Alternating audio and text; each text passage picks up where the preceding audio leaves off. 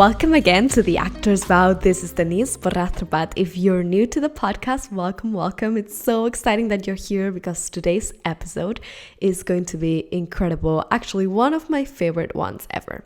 But before we get to that, let me give you some updates about my life. This is going to be funny. If you've listened to the latest episodes, you know what is going on with the movies I've been watching. Well, let me tell you the story. This weekend, I decided to rewatch American Beauty. I had seen that movie probably earlier than I should have ever seen it. I remember it was kind of not traumatizing, but I remember watching it and being like, whoa, this is like more than I have ever seen in a movie. I was probably like 11? I don't know. It was crazy. So I hadn't seen it since then and I wanted to rewatch it and I thought it was great. Like re-seeing it, it's such an existentialist movie. And if you're into that kind of stuff, like very deep social critique, philosophical stuff, you will definitely like American Beauty. I bet a lot of you have seen it already. It's a classic. But then I decided to watch another movie that I had never watched called Magnolia. I saw the reviews and I thought it was cool. I didn't see the cast. And then I started watching it and guess who is in it? Philip Seymour motherfucking Hoffman. Can you believe that? Like, if you've listened to the latest episodes, you will know that lately, for some reason outside my power, every single movie I've been watching lately has Philip Seymour Hoffman in it for no reason. Like, I think I have in the past month seen his whole career in film. Whatever, the movie was really good. I was actually thoroughly impressed by Tom Cruise. His character was hilarious and I thought he did good. So if you haven't seen it, Magnolia, it's also a really good movie with a great cast.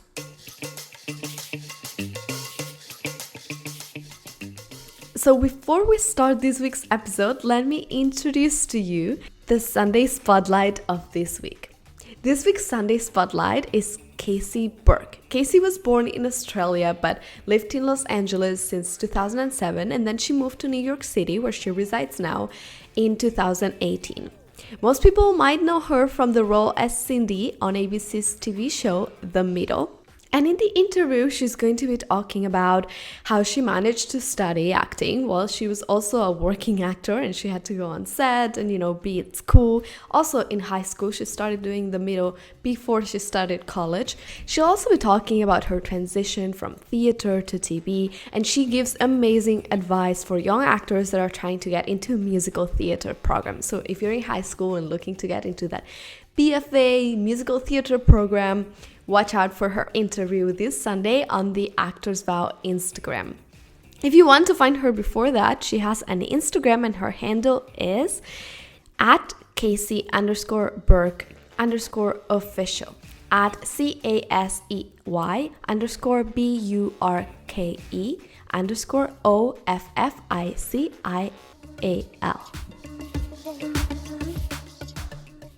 So this week's episode, I am so excited. This is probably one of my favorite guests, and I know I've said this about a lot of them, but this is a personal one because, as I will say during the interview, our guest today is Matthew Hancock. Matthew and I met through a series of coincidences. Basically, we studied in the same places, we're alumni of the same schools, but we didn't meet each other at school. We met through a teacher after he already had graduated. I took a trip to LA on spring break of 2018 before I was about to graduate in New York City. I was thinking if I should stay in New York or LA. I was having a personal life crisis. Maybe I'll explain that someday. But yes, my life was falling apart. I was about to graduate. I didn't know what to do with my life. So I was like, what am I going to do? I had always thought I would stay in New York because I always thought New York was my home. I always thought I only wanted to do theater. And for some reason, suddenly before graduating, I started thinking, well, what about LA? So I took a trip to LA for a whole week And I decided to meet as many people in the industry that I could. I met Matthew, I met some producers, I met agents, I met many people. And, I made myself an idea of what LA is and what it would be. And I asked people who have been here for a while what it was for them. Matthew was the most convincing one. So with all my love, it is kind of his fault that I'm here. Not that I don't like LA, but he really was convincing in the way that he loved the decision he made for himself to move from New York City to LA. And I love everything he had to say about LA and life as an actor here.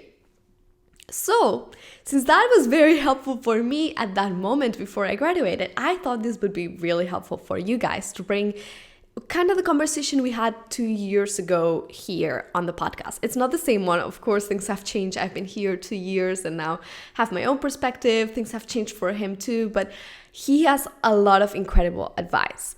Now, on a more formal note, Matthew is an award-winning stage, film, and TV actor. He was born in Ohio, but he has grown up mostly in New York, and he moved there to study, and he worked there many, many years. He has recurred in the Showtime series I'm Dying Up Here, produced by Jim Carrey, and also the show produced by Kerry Washington, 5 Points. He has also been seen in Westworld and Giants. Matthew also was in the View Upstairs of Broadway in New York City.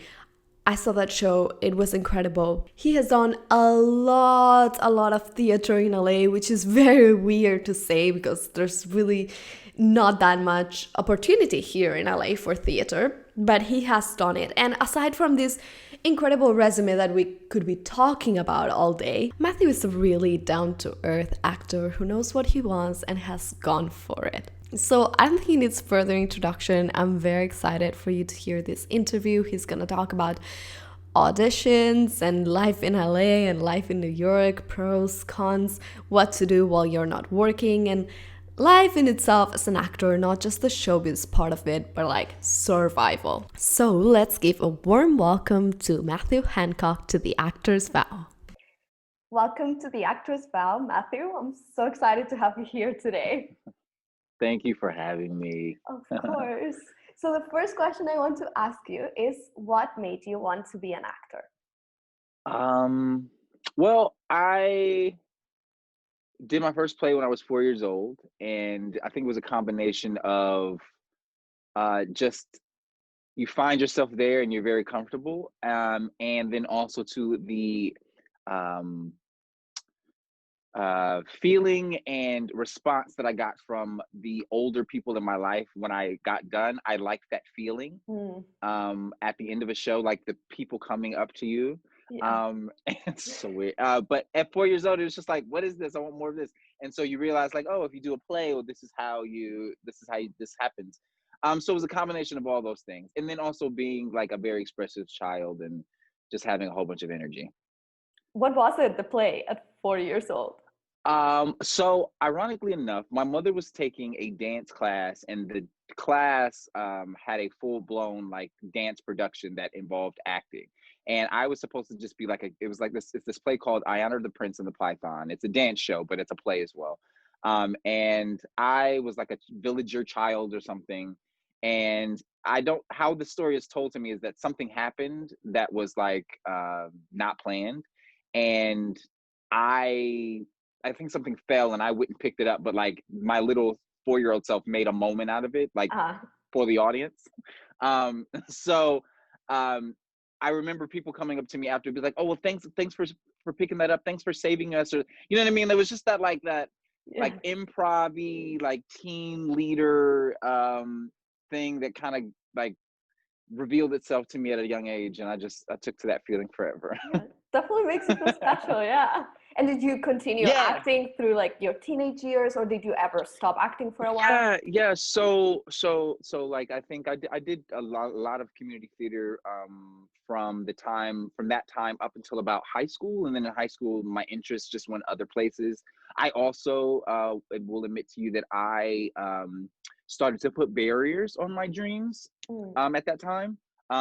Those are not there anymore, but at that time, just wanting to as a teenager, I wanted to stand out, but then also too, but you also want to fit in too.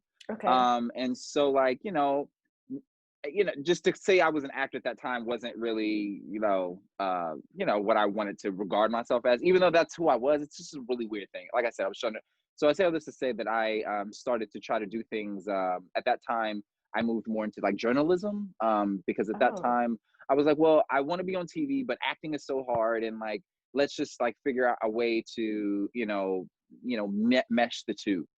Mhm. And my first year of college, I did go to school for English and, tried to do that thing, but it was an awful year. And, but it was the year that I researched and was like, I'm going to be an actor now, because if this is what life is going to be like, you know what I mean? Like if I work, make good grades and come to this place and try to like comport myself to be this person, and then I'm not like happy, what is the point of any of this, Yeah. So that awful year got the wheels turning to get me to where I am now. Yeah, I mean, I think we've all had a moment like that, like Yeah. we've all wanted to always be actors, but then you have a parent or someone that tells you that doesn't make sense, and you think Or of doing it's something just, else. you have there's just so many outside things, be it parents or just Mhm. if friends environment to say that like, oh, that's kind of like maybe you should go for something a little bit more believable or more attainable. And it's just like, Yeah, but no, like, but this came to me. Like I feel like I should at least see what this is. You know what I mean? yeah, Um, I also come from the belief that like, these thoughts and ideas don't come out of nowhere. These are kind of like spiritually given to us like innately when we arrive into these forms. I And so agree. like you have to respond to what, the universe is kind of guiding you to do. And even I say it and I say all this, um, and not to say that it's been easy, but you get morsels along the way to say that you were in the place that you need to be at the right moment. Absolutely. If you're in the right path, things will work out. And sometimes when you try to do something that's more, useful or whatever that means, things don't work out. And Yeah, and it's you end very up bumping interesting. right Yeah. back into where you were supposed to be anyway. Yeah, you know absolutely. So you did study acting in college, because a little hmm bit of backstory on Matthew and I and how we met. We both studied at Adelphi University, we both did. alumni, and we were introduced by one of the teachers there, Maggie Lally. Maggie, right? Yep. Yeah, because I was thinking, I studied in New York and I didn't know if I wanted to stay in New York or come to LA. And then I came to LA and you and I met, and you convinced me to come to LA. So it's Oh, your did I? fault that I am here in LA. Partially, partially. Whoa. Yeah. I was like, you totally have like a boyfriend or something. Of But no, he course. came with you, didn't he? Yeah. I moved here with my partner too. So we both were in New York, but you were a I big thought for some reason I thought he inspiration. was here. Oh wow. No, but Yeah. no, yeah. Thank You, you. Oh you, wow. you definitely were, well, inspiration in the sense we met and I asked you, you worked in New York and lived in New York, and you worked in LA and lived in Mm, LA. So, and you told me all your opinions. So I would like for you to explain, because I know there's a lot of people listening to the podcast yeah. that are thinking about moving to New York or moving to LA and don't know what to do. So for you, what have been the pros and cons of like the two cities? Um. Okay, so I'm originally from Columbus, Ohio, which is, on the eastern half of the United States. I call it the beginning of the Midwest, but it's more in the eastern half. Mhm. So New York was a closer shoot, and then my association to New York, I visited there when I was 6 years old, and here again, just those instinctual things for me that like like I'm supposed to be here. I don't want to leave here. Like I remember saying that to my mom, and then 10, 11 years later, I was moving back there. So uh New York has always been like this magical city for me. It is the lights of Broadway, the pizza, the subway, like all those, the energy of the city. Like I talk about that all the time. There is no city in the world like New York at all. I agree. Um, Yeah. and to this day, it's like it's one of those weird things because I'm not as I'm a little bit more pampered, and so New York can beat you up a little bit. And so when you go back to New York, you're like, oh my God, this is you know. But take it from New York because it's New York, and there's just something about it that like I feel so connected to myself there. So I start to say that I love New York. Okay. And I went to New York first. And I will preface all this by saying, because we're talking about coasts, that it is always in my belief that wherever you go, you should plan on staying for a considerable amount of time. Because on either coast, it takes a moment to, or if you're lucky, maybe not, but it takes a moment to, one, get your bearings in a place like a New York or LA. They're two completely different places. I know when I first moved to New York was very easy for me. It's a grid. I had family that lived there, so I was already familiar with certain pockets. And then, you know, it's an easier city to navigate in that, like, when you first get to, like, for instance, in going to school, you know, when you first get there, you're only going from school to back to your residence. So that is one commute. And then, you know, as time goes on, you with your class, you know, you guys start venturing out and going out and what, you know what I mean? So you kind of get to gradually learn the city, and the city itself is so all right there that it's very easy to do, in my opinion. LA is a large suburb. It is completely spread out. None of it makes sense. Even in the history of LA, like the way in which it was designed and engineered, it wasn't even engineered in the same way that New York was engineered, you know? So they are geographically just completely different terrains. You know, in New York, I used to talk about how I could walk down Madison Avenue and hit all of, you know, my commercial casting directors, or if that wasn't if I wasn't on the east side, then I would just be on the west side in the meatpacking district with those casting directors. So, like, you know, everybody's kind of in one row, whereas like in LA, you know, I could be in Santa Monica, and then I need to be in, you know, Studio City, and then be back in Culver City, which, you know, each of those things can be 45 minutes to an hour depending on traffic. It takes you forever to get anywhere. Yes. At least. You know, so it's just, there are just certain things that, you know, that are different for each. And then, so that's just like geographically, but then, like, as far as like the type of actor you want to be, what do you want to do? Now, at the time that I transitioned to LA, the New York television was going through a metamorphosis. It was a time where the soap operas were kind of going away. And at that time, it was kind of like Law and Order was kind of like your choices for TV. It is not like that anymore. There are so many things. There are things shooting everywhere now, but there's so many more things shooting in New York and then in the tri-state area that New York actors have just as many television opportunities as Los Angeles actors do. And then auditioning from that coast, you are also open for the Vancouver jobs and wherever the other jobs are, you know. So it all depends on what you want to focus on. Obviously, if you're looking at theater, New York is the place to be. Now, my story is a little different in that I moved to Los Angeles for my grand film and television what is that? My film and television moment. And I ended up bumbling around in a lot of theaters and got into some really amazing productions, and then ended up doing regional theater, which brought me back east, which then some of those things turned into, you know, opportunities for television. So I've had a really it is not the way that I would have planned it. It's very roundabout, but it is, here again, the focus of what I want. And because I dedicated myself to stay in Los Angeles, because I've had opportunities to go back to New York, and I'm like, I'm going to stay in LA. Whether or not I go back and forth to New York, that's a different story. Yes. But just to be based in a place and make sure that you work all of the inroads there so that people know who you are, at least in the circumference of where you are. You know what I mean? Yeah. So I'm very pleased to say that, like, I've been able to work the circle that I have, and now that has started to reverberate on different coasts and lend itself for film and television roles. Definitely. It takes a long time. And I know a lot of people who move to LA and after 1 year or two, they're like, this is not for me. And they move out. And it's what you're saying. It's not a race, it's a marathon. And you need to stay.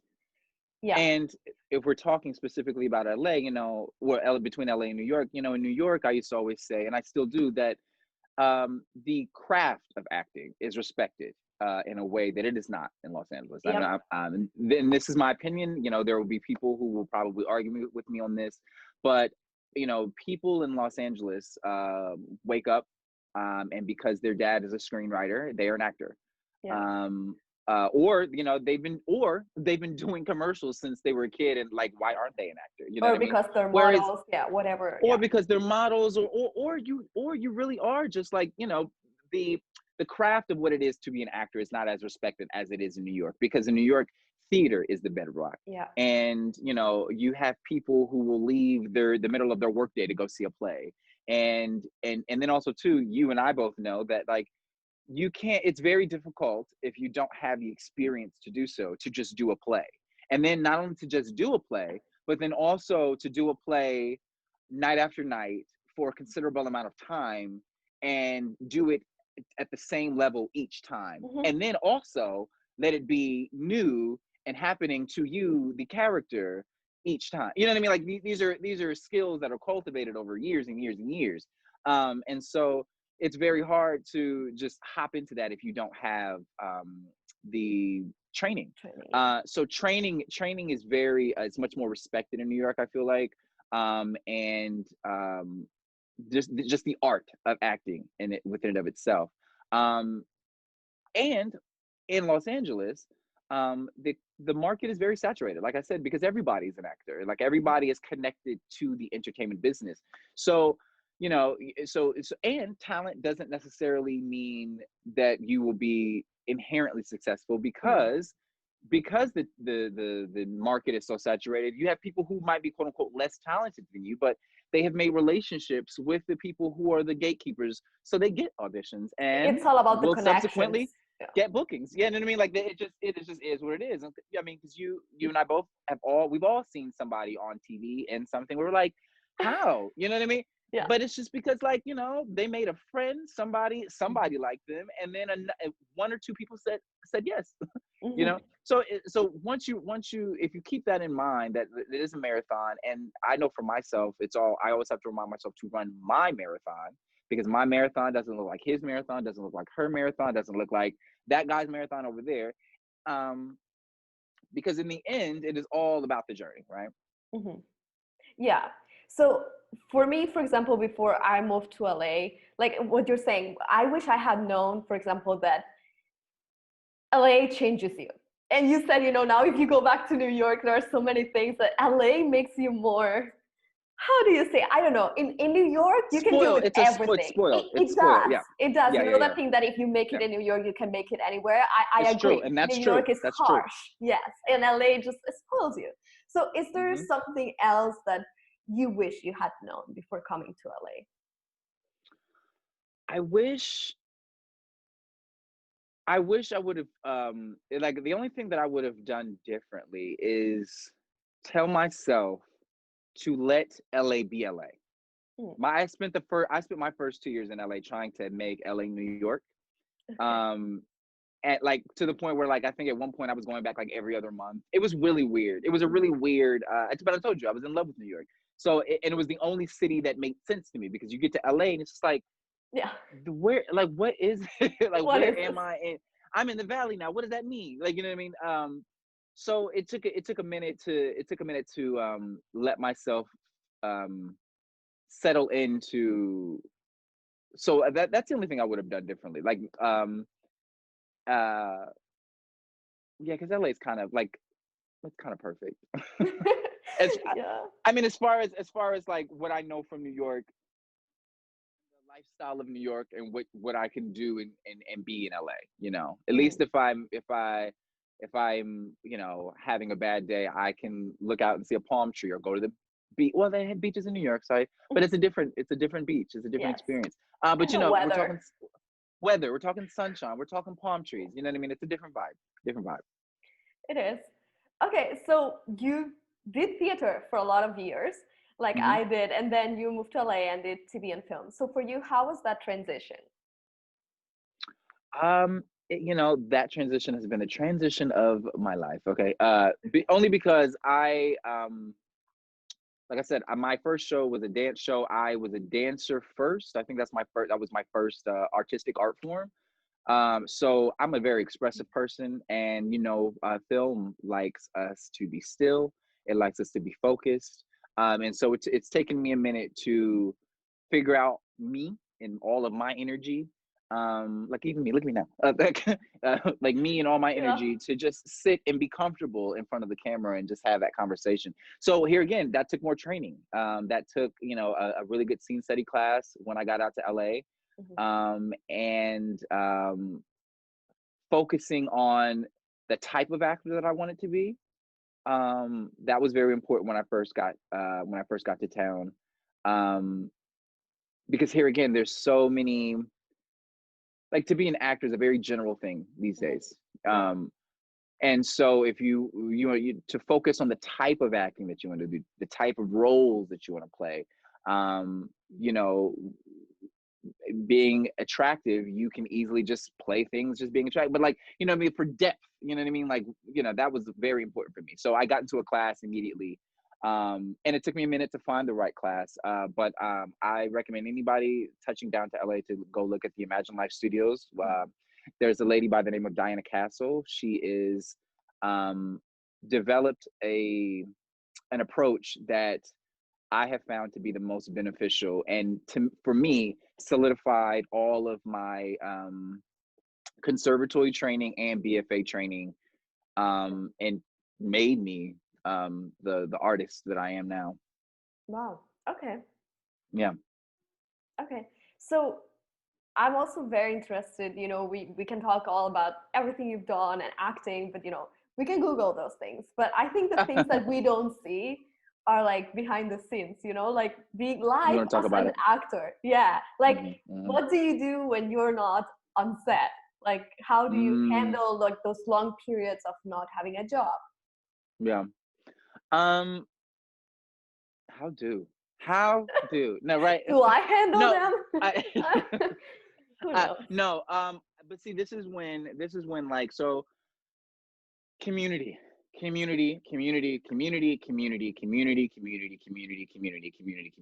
that, like, that's really so important for actors, because we live a very, like, it's a crazy life that we live, even when it's good. You know what I mean? Like Yeah. we think about, as actors, we go from we can do the same thing. Imagine you're auditioning, you hear nothing, then it's that one thing, and then all of a sudden you go from you sitting right here to now you're on that billboard over there, that billboard over there, that billboard over there. You're on this show over here, this show over here, this show over here, making appearance here, appearance here, appearance here. You know what I mean? So like, even that for the actor, it's a lot. Because now not only do you have like your job, your contract job that like everybody knows you for, but I'm sure you still have other aspirations and goals and dreams. And then also too, you have your own personal life. So like, it's hard, right? But that's why community becomes so important, because you have to have a group of people around you who can hold you down in the good moments, in the bad moments. To people who can, I always try to keep somebody around me that can tap me on the shoulder when I get a little bit too into myself. Yeah. You know what I mean? Have somebody be like, "Hey, you're acting a little crazy." It's like, thanks a lot. You know what I mean? Community is so important, and that can take time too. Obviously, like with anything, you can't rush that either. But please know that is a necessary pillar for any sort of healthy life in this industry, because you're gonna need you're gonna need people, and then also too, we need each other. Some of my friends from school, classmates, have become like my we're recording each other's voices for self tapes, and you know what I mean, we're sending each other auditions for this, and then we're be like, oh, you just see our our mutual classmate on there. You know what I mean? Look, the community is so important. So I would always and your first community is going to be the people that you went to school with. And then, you know, as you continue out in the world, just start, you know, we need each other. And so it's a weird thing because, like, you know, I can't tell you how to make a friend. I don't know how to do that, right? But like, I do know that, like, just leave yourself open to your community. So again, make space for one or two people to have your back. Yeah, everywhere, and especially here in LA, you know, we were saying the connection thing, not just for support, but actually in my experience, most of the things I've done has been through friends of friends who know and told me about this audition, this job, whatever. Listen, it's so not through backstage or actors access, like, or my agent. It's mostly connection. Even some of my you know, larger credits have come because of my relationships. Now, I was able to seize on an opportunity, like in an audition. Yeah. But you got there because of the relationship. Yeah, you need someone to help you get in the room. Exactly. And so it only helped that, like, I was ready and I had been preparing. You know what I mean? But like, it takes you need help. You need help. To me, there is no such thing as, what do they call them? Those people that like to call themselves never mind. Because if I can't remember the name, then it's just not important, right? But it's like those people that get so happy because they self-made. Oh, I'm like, yeah. I mean, like, I understand what you're saying, but like, nobody got here by themselves. Not in this it doesn't industry, work that way. especially. It just doesn't work that way. It doesn't work that way. You had to. There were times where you were working by yourself, for sure. Oh, Please yeah. understand. I just spent all last night by myself in my room with my friend's voice doing a self tape. Like, please understand, like, nuts, right? But but here again, still had to have somebody record that voice, right? Like, you know what I mean? So you couldn't have done it without that reader. I know. No, you can't. Absolutely. You can't. We need each other. We do. Community is so important. How do you keep up with your craft? Like, do you keep doing classes now that you are working actor? No. And I only say that I tell a joke, and I don't know. We've chatted before, so, but these people will start to get me after a while. I tell a lot of jokes. But I do tell a joke that I've spent so much money on acting classes, universities, and conservatories that, like, if I don't have it by now, I don't have it. You know what I mean? Like, I can't. There's just if I Matthew can't figure it out with a whole certificate, a BFA, and then years of practice and scene study, you know, technique, what am I here for? You know? So I don't, but I've also been very blessed to be constantly working. Right. So I've always, I mean, up until the pandemic, I was in a play for the last 5 years. So I've had the benefit of constantly getting to just work, and that within it, more specifically, work in theater, which builds its own certain kind of muscle and instrument tuning that, you know, you can't get unless you would be in a class. So that became my class, was, you know, just being on stage.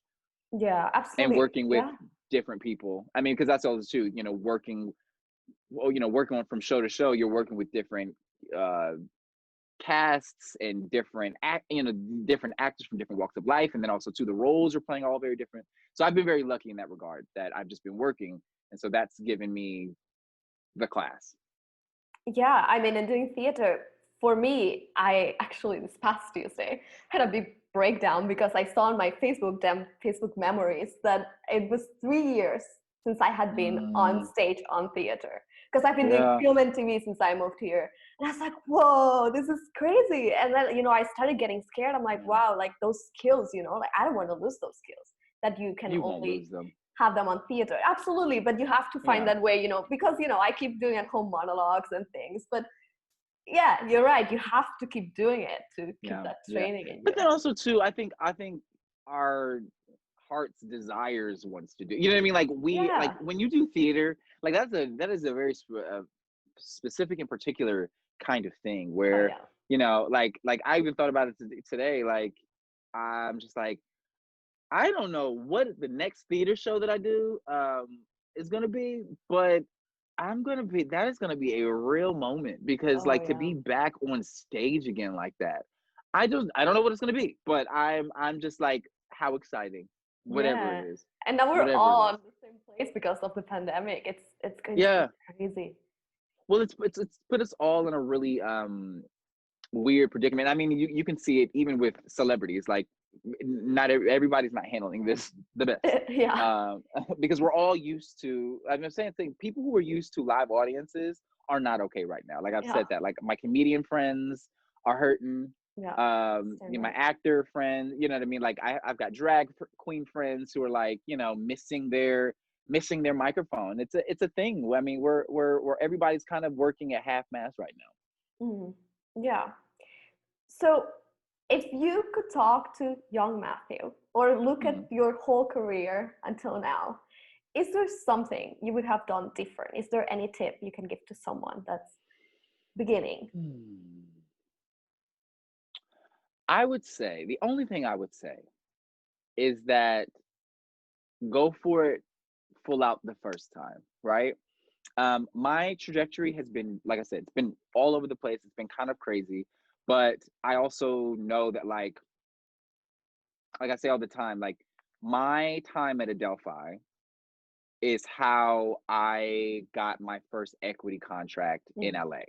In a roundabout way. It's not a roundabout way. There was actually a series of events that led to that moment, but it all started because of Adelphi, right? Mhm. So I would say all this to say that, like, I always say that, like, if I wish I would have gone to school immediately for acting rather than trying to do like journalism or something like that, right? Mhm. But then I needed to have that aha moment in the depths of that depression to be like, get out of here, this isn't right, you know what I mean?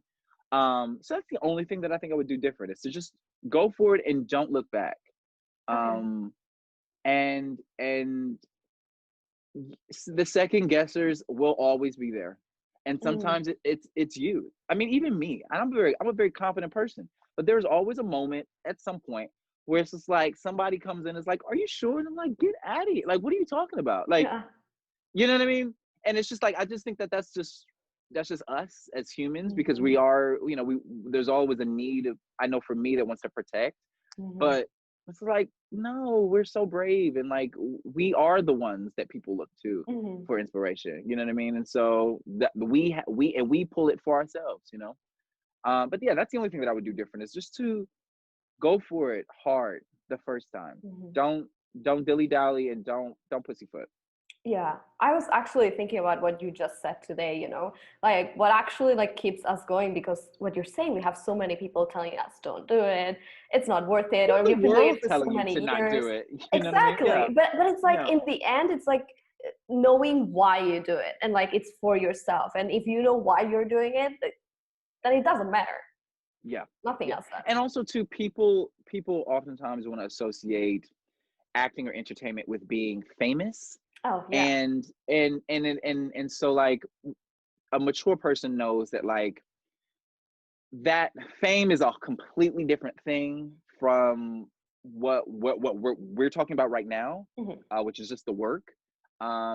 And then also, too, there are levels to the work. You know Yeah. what I mean? There are levels to the type of work that we do. So, we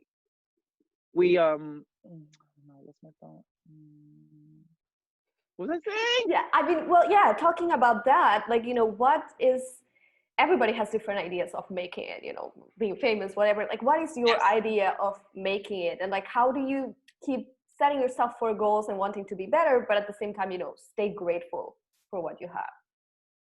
Yeah. Um, you said something very important. Setting goals is important. Hmm. So that's what I try to focus on more than anything, is the goal right now. So I have a couple goals right now that I'm working on. So setting goals, and what was the question? What is your idea of making it? Making it. And like, how do you What does stay making it look like? grateful while, like what I've done is great, but I still want to do Yeah. better things and make I it? stay grateful because, I mean, the life that I get to live is Yeah. like, it's ridiculous. You know what I mean? Like, You're living it's your dream. Yeah. I am living my dream. Okay. And not only that, like, I'm doing it. I'm doing it. You know what I mean? So that, you know, but I do, the financial securities that that people no, but what is it? What is making it look like? Making it looks like for me. I always say this. We have a film. I have a show, and I'm doing a play in the hiatus. That's like if I can act actively execute film, television, and theater all at the same time throughout the course of a calendar year and still be able to, vacation and That's it. Yeah. fly first class, then I'm fine. Even not for first class, like for me, it's like if I'm able to act and live from acting, Yeah, that's yeah, and that's beautiful. what I mean. Like I being grateful, like the fact that even the fact that like I had to catch myself. I had 2 films come out in the pandemic. You know what I mean? Like you don't get, I and no, it's not perfect. Life is not perfect, and there's so many things that I want, and not only that, there were so many things that I didn't get. I think a year and a half ago, was I in JFK Airport breaking down to my mom? Like, yes. Yeah. Okay. So like, you know what I mean? Like there are things that we still want, but like the journey is so delicious. You know what I mean? And it's deliberately delicious because, like I said, like I'm so grateful for the time that I've had to build without having the entertainment eye on you, i.e., like a paparazzi or like, you know what I mean? I'm not in the public eye where I can like make a mistake or I can, have a relationship go bad and I can have, you know what I mean? I can have all these things, Have your private life. Yeah. these human things, the human developmental things, so that I can now present myself as Matthew Hancock, the artist and entity, as this full-fledged 3-dimensional person who has an experience outside of my training, because that was the other thing too, Denise. Like I only had acted my whole entire life. So how does someone who wants to embody like all these different states of life, if your states of life only exist within like the context of like a character you play and you haven't been living life yourself, Right. you can't give, you know what I mean? I talk about all the time, like doing scenes where, we at the conservatory that I went to before Adelphi, we did scenes from Kramer You versus went to the Kramer. New York Conservatory. I I did did. too. Yeah. I did too. Did we have this conversation?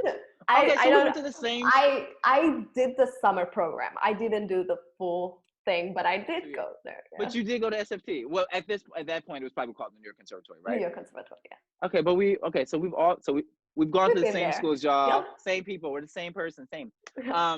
So yeah, what was my point? What was I saying? We're doing scenes from Kramer versus Kramer, and it's just like at 19, 20 years old, I don't know what it's like to be divorced, yeah, and have a child, and then also have a said custody battle for child. Like what? Like, you know what I mean? So like, yes, we're acting and pretending, but like there's just things that you don't know about until like, having your heart broken, like what that's like in life, right? And then coming to the work as a person who has had a heart broken and healed. You know what I mean? They're just things that like make you, the artist, more delicious, and that's just life. And so I'm grateful for that as well.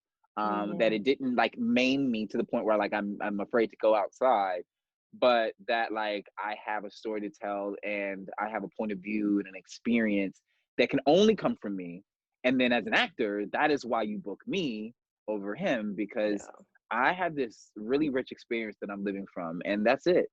Yeah, absolutely. I love that. Like, ladies, since graduating, you enter the real life. You think you have struggles when you're in college and you're a student. It's like, oh my God, you don't know what's coming, especially in a city like LA. And if you want to be an actor, and yeah, I mean, what you're saying, you were crying to your mom at JFK. I've had that's those real, moments and we're too. talking like last year. This isn't even like that long ago.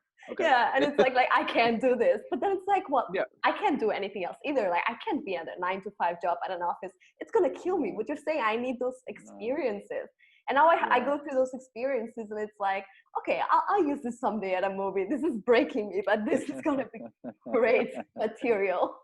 Yeah, Yeah. yeah, it is. It is.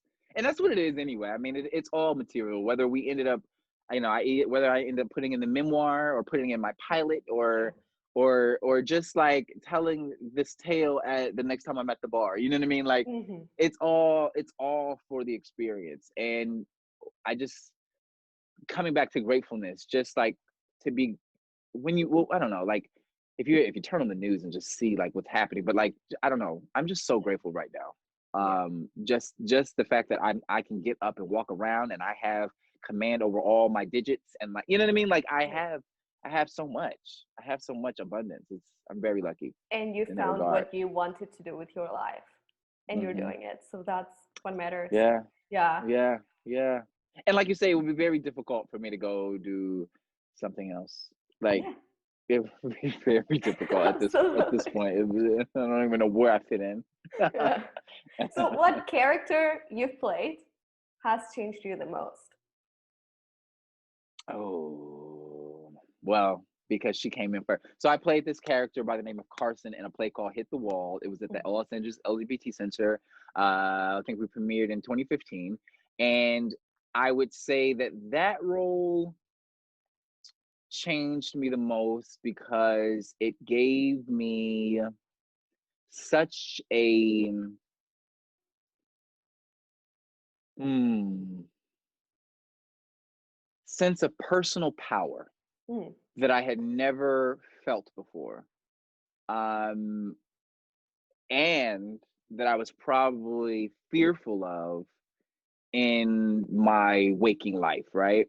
And then because the show just was the phenomenon that it was, that cast, talk about community, like gelled in a way. And, so I made 9 best friends and we had sold out runs and we had this like awards run and like it was just like this wonderful like and so like you talk about being grateful. So like the awards were great, but like every night when we got off stage and I would look around at this cast and I'd be like, yo, what just happened? You know what I mean? Like Mhm. it really was like this thing. It was really this thing where we were all being kind of used at that moment for something else. You know what I mean? Like we were Something there, but like greater, it yeah. was a liftedness to everything. Huh. Um so that was just a magical time. And so I think about that time and relish in that time often. And that character, like I said, shaped so much. It gave me, Matthew, so much Mhm. and taught me so much about myself and about the world and about my community and about um, what's possible. And then also required me, the artist, to level up as well because Mm. the stamina that that role required me. You know what I mean?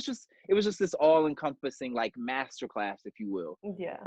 that really gave me so much, and then has spun its way into television and just it was just a Carson and Hit the Wall. Yeah, and Wow. that play's called Hit the Wall, and it's by a gentleman by the name of Ike Halter, who is a prolific playwright and screenwriter and all around badass. Awesome. Okay, so before you leave us, Matthew, I want you to tell us where we can find you and your work. Okay, so I am Matthew Hancock, and you can find me on Instagram at I Matthew Hancock. And yeah, that's really the only place I am. Awesome. Well, thank you so much for sharing your time Yeah, with us and all your thank you amazing for having experiences. me. Of I course. appreciate you. Hey guys, it's me again. I hope you really enjoyed the interview. I left this interview very inspired, to be honest. I mean, he raised so many good points about being grateful and, like how life brings so many things and you just have to learn to take them. I mean, in a way, like what we're saying, everything that you go through will teach you something. And in the end, we are actors. And what we do is that we study people, we study emotions, we study life. We present life. So if we don't live, there is no way we can do that right. So I thought that's a great advice, and that's something I live by. Just experience things, go out there, do things, find out what you like, find out what you don't like, and find out who you are. And that really will make you a great actor. Again, thank you, Matthew, for sharing all this amazing knowledge with us. And before we end the episode, let's bring the play of the week. This week's play is a play that I read this week myself, and it's called The Caucasian Chalk Circle by Bertolt Brecht. It was so good. I had heard about it many times, and I had the play laying around in my house forever, and I finally got myself to read it. It's so epic. That's the way to describe it. And this is not a play I would recommend for auditioning, looking for monologues, and I mean, you could do a scene study, but it's a play with so many characters, so many locations. There's the timeline is so big, and there's so many things happening, going on at all times. There's singing, there's dancing, there's drama, there's comedy, there's so much. This play has everything. I think it's one of those plays that any actor has to read. And Bertolt Brecht generally, not just this play, any play by this playwright, I think it's something that you should explore and read at least once. It's definitely a very specific style, and I find it fascinating, the social critique, the underlying issues that this play is talking about. You know, it's not just the tale, the beautiful tale. It's inspired by a Chinese tale that I'm guessing it's a traditional Chinese tale, but Bertolt Brecht takes it and he talks about so many political and social issues. So if you are interested in that kind of stuff, you definitely will enjoy it. The Caucasian Chalk Circle by Bertolt Brecht.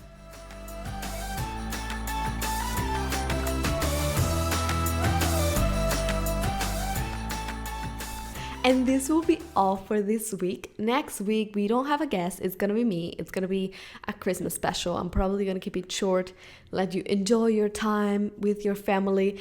I know it's the end of finals for a lot of you. My boyfriend is finishing finals this week, and I'm very excited for him. And I just want to wish you good luck with your finals. If you already did your finals, congratulations, you did it. You finished the semester. I'm so proud of you. I bet it's been such a challenge to study during the pandemic, but you did it and you can do this. So very proud of you. Remember, if you don't follow The Actors Vow on social media, it's at The Actors Vow on Instagram, Facebook, Twitter, and YouTube. On YouTube, you can find all the interviews with video, which is a lot of fun, more than just audio. And also don't forget to subscribe on iTunes and leave a review if you like the podcast. That helps the podcast and helps other people find the podcast. So if this has been helpful for you, it can be helpful for others. Thank you so much again, and I will see you next Wednesday.